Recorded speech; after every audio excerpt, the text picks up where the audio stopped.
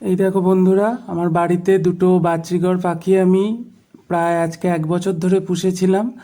এবং আমার মা এই দুটো পাখির নামও দিয়েছে ঝন্টি আর মন্টি। আর দেখো, দেখতে পাচ্ছ তোমরা, ওরা 3টে ডিম পেড়েছে। অনেক দিন পরে তারা এই ডিম দিল। এবং সব সময় এই যে মেয়ে পাখিটা সব সময় সে ডিমের উপর তা দেওয়ার জন্য বসে থাকে।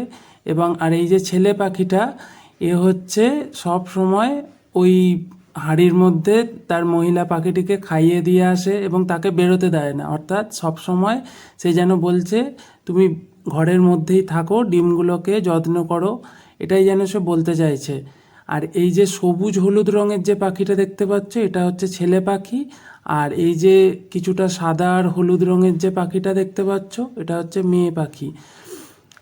এরা সব সময় এখন ডিমে তা দিতেই ব্যস্ত থাকে। আর এই ছেলে পাখিটা দেখতে পাচ্ছ, সেকে খাইয়ে দিচ্ছে। এবং মাঝে মাঝে তারা আবার খুনসুটিও করে। বাইরে মেয়ে পাখিটা যখন আসে, ও শুধু খায়, খেয়ে আবার তার ঘরের মধ্যে ঢুকে যায়। আর এখন যেহেতু ডিম পেড়েছে, তাই সে ঘর থেকে একদমই বেরোতে চাইছে না এবং সব সময় ডিম আগলে সে বসে আছে। আমি আরও একবার চেষ্টা করছি যে কি ওদের ডিমগুলো দেখাবার। আর ডিমগুলো দেখো, এই মুহূর্তে খুব বড় বড় হয়ে গেছে। আজকে প্রায় 2 সপ্তাহ হয়েছে এই ডিমগুলো পেড়েছে। আর হয়তো 2-4 দিনের মধ্যেই বাচ্চা হয়তো হবে।